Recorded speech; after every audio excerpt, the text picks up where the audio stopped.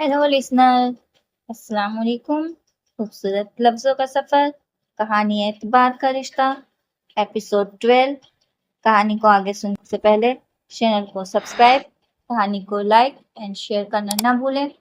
Comment में बताएं आपको कहानी कैसी लग रही है और साथ ही बेल आइकन भी दबाएं ताकि कहानी की नई नोटिफिकेशन जल्द से जल्द आपके पास पहुंचे। चलिए आगे सुनते हैं एपिसोड 12, एतबार का रिश्ता। मगर मैं ज्यादा टाइम नहीं लूंगा, ये शरारत पर आमिदा बड़े मिस्कीन अंदाज में कहता इसकी तरफ बढ़ा तो है। तेजी से पलटकर कमरे से निकल गया। मैं हंसता हुआ इसके पीछे लपका था। होटल में मंगनी का अरेंजमेंट किया गया था। चूंकि कंबाइंड फंक्शन हो रहा था इसलिए अदीम और लुबनी दोनों के रिश्तेदार पहुंच चुके थे। अदीम तो दोस्तों में घिरा स्टेज पर विराजमान था, जबकि लुबनी अभी होटल के कमरे में ही तैयारी के मरहले से गुजर रही थी। अर्शिब सीधी इसकी तरफ गई थी, जबकि अदीम ने जो इज्जत अफजाई मोहतशिम की थी इससे सभी खासे महसूस हो गए थे। बेईमान इंसान, इतरा ले, अभी तो फक्त मंगनी हो रही है, जब शादी होगी तब आना अपने बखेड़े सुनाने मुझे। मोहतशिम ने उसे घूरा था और वे इस पर चढ़ दौड़ा था। 6 बज रहे हैं, तुझे शर्म नहीं आई इतनी देर से आते हुए? ये सारा आशी का कसूर है, इसी ने तैयारी में इतनी देर लगा दी। इसने बड़े इत्मीनान से सारा अलमिया अर्शिद पर गिरा दिया। जवाबन अदीम ने कच्चा खा जाने वाले अंदाज में उसे देखा था। बिल्कुल ठीक कह रहे हैं, तू और पिछले घंटे भर में वो 4 दफा फोन करके तेरे मुतालिक पूछ चुकी है। अच्छा, वह खफीफ सा सर झुकाने लगा, जबकि चेहरे पर शर्मिंदगी का नामो निशान तक नहीं था। तो फिर शायद मेरी ही वजह से देर हो गई होगी। मेरे ख्याल में तो हर दफा तुम्हारी ही वजह से देर होती है, सिवाय अपनी शादी के मौके के। तुम कभी टाइम पर किसी जगह नहीं पहुंचे। वे सुलगा तो इसकी नाराजगी के मजीद परवाह किए बगैर मोहतशिम ने उसे खींचकर गले से लगा लिया और जोर जोर से इसकी पीठ थपकने लगा। चलो अब गुस्सा छोड़ दो, वरना ये जो खबीस सा चेहरा आज जरा सा हसीन आया है मलिया मैट हो जाएगा। इसकी बात पर सब दोस्त हंस दे थे। नाचारा अदीम को भी अपना मूड बदलना पड़ा। मंगनी की रस्म बहुत अच्छे और खुशगवार माहौल में हुई। दोनों घरानों में बिल्कुल पढ़े लिखे और रोशन ख्याल थे, इसलिए किसी भी बात पर एतराज या नुक्ताचीनी नहीं की गई थी। सल्क और ऑरेंज की पर्पल एंड ब्लू कंट्रास्ट पशवाज लुबनी पर बहुत सजी थी। मूवी लाइट से ज्यादा वे स्टेज पर मौजूद अदीम के दोस्तों की वजह से नर्वस हो रही थी, जो बहुत शौक व शरीर हर किस्म के जुमले कस रहे थे। अशीब, माहीन और सना उसे स्टेज पर लेकर आई थी, जहां इन दोनों ने एक दूसरे को अंगूठी पहनाई थी। अदीम ने उठकर इसका इस्तकबाल किया था। थोड़ी देर तक सब ने एक दूसरे की मूवी बनवाई। इसके बाद अदीम की अम्मी ने अंगूठी निकालकर उसे थमाई। शुक्र है कि तुम्हारी जिंदगी में भी कोई रंगीन मौका आया, मोहतशिम ने जुमला कसा था। पहला काम है जिंदगी में जो किसी काम का करने लगा है ये। अदनान ने फूल खोला तो वह उस सर लिए बगैर हंसने लगा। फिर मोहतशिम को देखा। पहना दूं? हर काम इससे पूछकर करोगे तो पछताओगे। हुसैन ने डराने की कोशिश की थी। अशीब लुबनी के पास बैठ गई। अदीम भाई अब पहना भी दे, आप तो बिल्कुल शेख बन बैठे हैं। इसके लतीफ से तंजर पर सब हंसे थे। क्या मैं खुद से उसे हाथ आगे करने को कहूं? अदीम ने मोहतशिम के कान में सरगोशी की थी। जवाबन इसने उसे घूरा। नहीं, अपने अब्बा जान को बुलवा लो। इतने अक्लमंदाना मशवरे से बहर दूर होने का हौसला कम से कम अदीम में नहीं था, इसलिए इसने लुबनी से खुद ही रजू करना मुनासिब ख्याल किया। क्या मैं आपका हाथ थाम सकता हूँ? सबकी बेसाख्ता हंसी पर वह सटपटा गया। अशीब ने हंसी रोकते हुए पूछा, वो क्यों? भाई अंगूठी पहना लूंगा और क्या। तो इसके लिए इतना आजाजाना डायलॉग की बोलने की क्या जरूरत थी? यूं लग रहा है जैसे अंधे को सड़क पार कराने लगे हो। मोहतशिम गद्दारी पर आमदा था। अदीम ने दांत कचकचाकर उसे देखा। मगर इतना जरूर हुआ कि गुस्से ने झिझक खत्म कर दी। इसने खुद ही लुगनी का हाथ थाम लिया, जिस पर दोस्तों की तरफ से जबरदस्त दाद मिली थी, मगर अब वो अंगूठी नहीं पहना पा रहा था।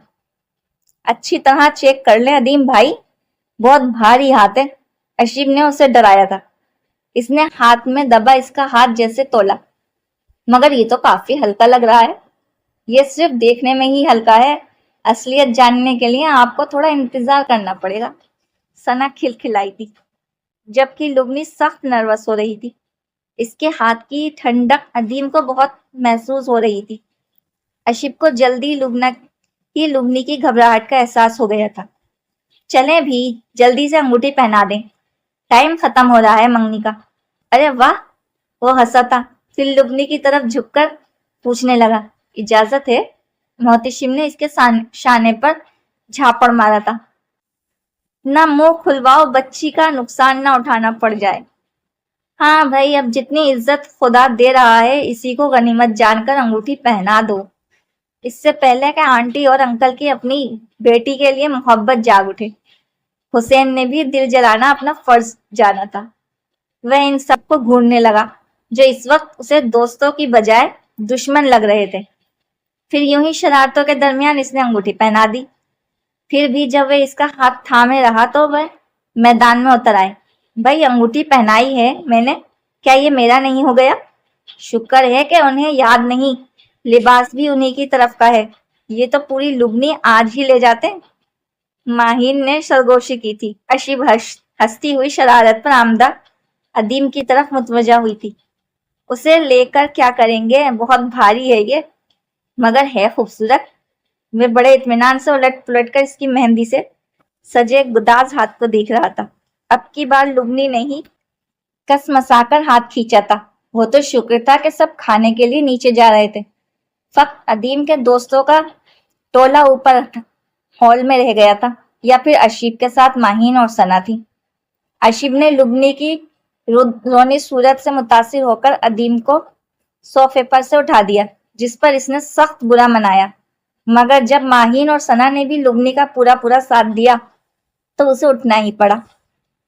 बहुत बेआबरू होकर तेरे कूचे से हम निकले। मोहतशिम को अदीम की शक्ल पर हंसी आ रही थी। इतना तंग करेंगे तो हम उसे रूम में ले जाएंगे, आंटी तो पहले ही कहकर गई हैं, अशीब ने धमकाया था। नतीजन वो फौरन इंसानियत की जामे में गया। भाभी, मैं मिस्कीन बंदा, भला उन्हें क्या कह सकता हूँ? और फिर वाकई इसके बाद वे इसी जामे में रहा था। इन सब ने वहीं खाना मंगवा कर खाया। इस दौरान मोहतशिम और इसके दोस्तों ने लुगनी और अदीम पर बहुत मजे मजे के फिक्रे चस्त किए। मुकाबिल तो अशीब, सना और माहीन ने भी किया, मगर इनकी छत फाड़ के कहो के आगे इन तीनों की चल नहीं पाई। लुगनी बेचारी कभी सख्त नर्वस होने लगती और कभी उसे बेसाख्ता हंसी आ जाती, और अदीम इतना सादा नहीं था कि इसका इत्मीनान न पहचान पाता, इसलिए इसने दोबारा उसे मुखातिब करने या फिक्रा कसने की कोशिश नहीं की थी। अलबत्ता गाहे बगाहे वह इस पर एक उचटी निगाह जरूर डाल रहा था। इसके रूप का हर अंदाज दिल फरेब था, इसलिए अदीम की हर निगाह में कोशिश की बजाय बेख्तियारी का दखल था। एक बेहद खूबसूरत शाम गुजार कर वो लोग घर लौटे तो तमाम रात वे इसी फंक्शन को डिस्कस करते रहे। मंगनी की तकरीब बहुत जल्दी खत्म हो जाने के बावजूद इनकी वापसी 12:30 बजे हो रही थी। कमरे में पहुंचते ही वे बिस्तर पर गिर सी पड़ी। मोहतशिम ने टाई की नोट खोलते हुए मुस्कुराकर उसे देखा। थक गई हो? बहुत। वाकई थकन इसके हर अंदाज से जाहिर थी। चलो फिर जल्दी से ड्रेस चेंज कर लो, वे शर्ट के बटन खोलता बाथरूम में घुसते हुए बोला था। अशीब को इस वक्त कपड़े तब्दील करना दुनिया का सबसे मुश्किल बल्कि बुरा काम लग रहा था, मगर फिर भी वो मारे बांधे उठ ही गई और अलमारी में से कपड़े निकालने लगी। मोहतशिम के बाद इसने लिबास तब्दील किया था। कितना मजा आया आज, बिस्तर पर आते ही वे जैसे इससे तायद जा रहा था। इसने चौंक नींद से बोझल होती पलकें खोली थी। हाँ, बहुत मजा आया। मोहतशिम ने फौक से उसे देखा, जिसने अब आंखों पर बाजू रख लिया था, गोया इसका सोने का پکا ارادہ تھا.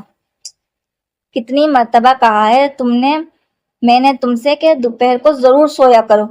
تمہارا بس چلے تو 9 بجتے ہی خلراٹے لینے لگو. وہ خود رات دیر تک جاگنے اور ٹی وی یا ویڈیو دیکھنے کے غرض میں مبتلا تھا. اسی لیے ابھی بھی اشب کی نیند سے بری حالت دیکھ کر جھنجھلا گیا. خاصی تھکان ہو رہی ہے, سونا تو ہے نا, وہ منمنائے. محتشم نے اس کا بازو پرے ہٹایا اور ڈھٹائی سے بولا, مگر مجھے نیند نہیں آ رہی. تو میں کیا کروں, مجھے تو آ رہی ہے نا. وہ قدرے جھنجھلا گئی, اور واقعی اس کے انداز سے لگ رہا تھا کہ اسے سونے میں فقط چند سیکنڈ لگیں گے. تھوڑی دیر تو جاگو, باتیں کریں گے. اسے نیند دیر سے آتی تھی, اور جب آتی تھی تو پھر اس کو جگانا بھی ایک بڑا مرحلہ ہوتا تھا. اب بھی وہ جاگنے کے موڈ میں تھا. صبح کر لیں گے باتیں پلیز. اشب نے کروٹ بدل کر تکیے میں منہ چھپانے کی کوشش کی, لیکن محتشم نے اس کا بازو پکڑ کر پھر سے اس کا رخ اپنی طرف موڑ لیا. تم کیسی بیوی ہو یار, شوہر بات کرنے کو ترس رہا ہے اور تمہیں اپنی نیند کی پڑی ہے. وہ قدرے خفگی سے بولا تو اشب نے بے چارگی کے احساس کے ساتھ آنکھیں کھول دی جو نیند سے بوجھل ہوئی جا رہی تھی. کیا باتیں کرنی ہے آپ کو؟ ادیم آج بہت خوش تھا نا. وہ فوراً اپنے پسندیدہ موضوع پر آ گیا. اشب نے جمائی لی تھی. لبنی بھی بہت خوش تھی. اچھا ہوا ان کا رشتہ طے ہو گیا. اصل میں تو اس ڈفر کو لبنی ہماری شادی والے روز ہی پسند آ گئی تھی. وہ ہنسا تھا. ہاں, اس کی آنکھیں بند ہو رہی تھیں. نائٹ بلب کی روشنی میں محتشم نے اسے بہت چاہت سے دیکھا. پھر اس کے ملائم بالوں میں ہاتھ پھیرتے ہوئے محبت بھری نرمی سے بولا, اور تم آج سب سے اچھی لگ رہی تھی. اور میرا دل چاہ رہا تھا کہ وہ شرارت سے کہتے ہوئے ذرا کا اور اوپر پوچھنے لگا, بتا دوں کیا دل چاہ رہا تھا؟ اور اگر وہ سو نہ چکی ہوتی تو یقیناً اس کی بات کا جواب دے دیتی. محتشم کو فوراً پتہ چل گیا کہ وہ سو چکی ہے. اسے خود پر ترس آنے لگا. گہری سانس لے کر اس نے بھی آنکھیں موند لی تھی. رات کے کس پہر محتشم کا موبائل بجا تھا. وہ بستر سے اترا تو اشب کی آنکھ بھی کھل گئی. چند لمحوں تک وہ پلکیں جھپکتی اسے دیکھتی رہی. وہ موبائل کان سے لگائے باتھ روم میں چلا گیا تھا. اشب کی حیرت فطری بات تھی, کیونکہ محتشم کے ہر انداز سے رازداری اور پر اسراریت چھلک رہی تھی.